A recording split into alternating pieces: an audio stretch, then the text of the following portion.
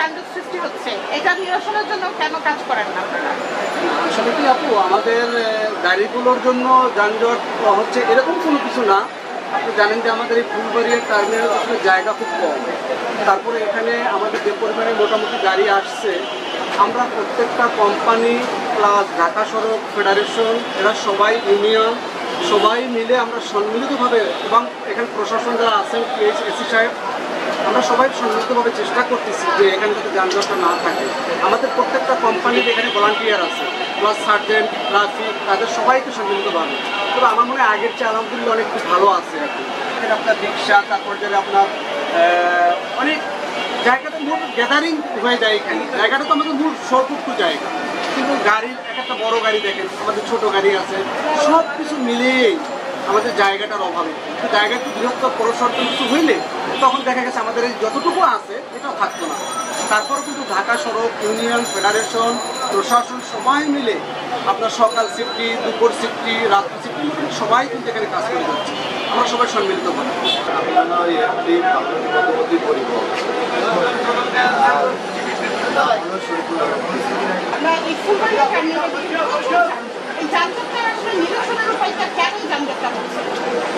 এই যানজটের মূলত কারণ হলো এখানে কোনো বড় ধরনের টার্মিনাল নেই। এখানে পিএসটিসি কিছু গাড়ি চলে আর কিছু দক্ষিণবঙ্গের গাড়ি চলে। পাশাপাশি 3 নম্বর রোডে লোকাল গাড়ি আছে, তাদের স্টাফ হলো ইকুরিয়া বাবু, তারা এখানে গাড়ি রাখে। পাশাপাশি রিক্সা, ভ্যান, রোডের তুলনায় যানবাহনটা বেশি, এই কারণে বেশি হচ্ছে। ট্রাফিকের দিকে তারা যথেষ্ট সহযোগিতা করতেছে।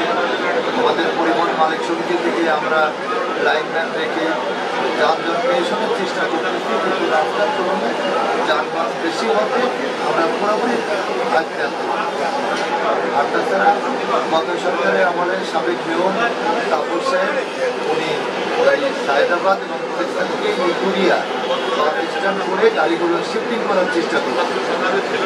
সেটা শেষ, কাজটা সমাপ্ত করে যেতে পারে নাই, গাড়িগুলো সরাতে। এটা হলো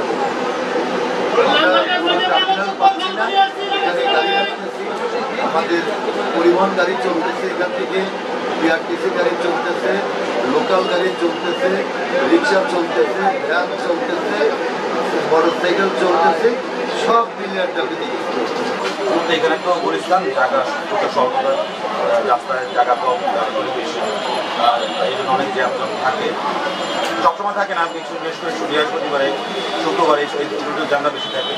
তারপর আমরা যেসব পরিবহন আছে এখানে আমরা মিলে মিশে চেষ্টা করি, সবাই মিলে মিশতে পারবো।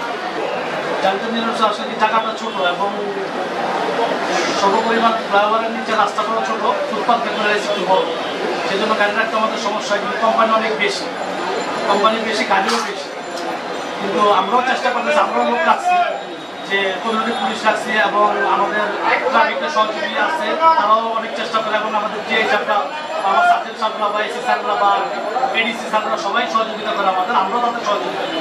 কিন্তু এখন যে পরিমাণ যে হারে গাড়ি বাড়ছে এবং এদিকে যে লেগুনাগুলা যায়, রিক্সা, অটো রিক্সাগুলা যায়, তাদের জন্য আমরা একটু মানে সাংবাদিকদের কাছে বা প্রশাসনের কাছে বা আরো আনপাবলিকের কাছেও আমরা দোষী যে আমরা পরিবহনরা বা আমরা বাসওয়ালারা যানজট লাগা রাখি, কিন্তু না, এটা সঠিক না। কিন্তু সবাই মিলেই যদি আমরা যানজট নিরসনের কাজ করি তাহলে হয়তো একটু পাবলিক স্বস্তি পাবে, যে যানজট একটু কম পাবে। কিন্তু আমরা অনেক চেষ্টা করতেছি, দেখেন আমি এখন এই জায়গা থেকে আসছি, কিন্তু করতে পারতেছি না। যদি আপনারা সবাই মিলে সহযোগিতা করেন, লেগুনাগুলা বা অটো রিক্সাগুলা, বিশেষ করে অটো রিক্সাগুলা, লেগুনাগুলা যদি একটু আগে যে সিস্টেমে ছিল, এই মেয়র থাকার আগের যে মেয়র ছিল সেই এদিকটা ঘুরে দিছি, কিন্তু আগে ছিল ওই রাস্তা দিয়ে, মানে নগর ভবনের প্রথম গেট দিয়ে ছিল, ওইভাবে যদি আবার দেওয়া যায় তাহলে আমার মনে হয় যে এই রাস্তাটা অন্তত একটু যানজটটা একটু কম হবে।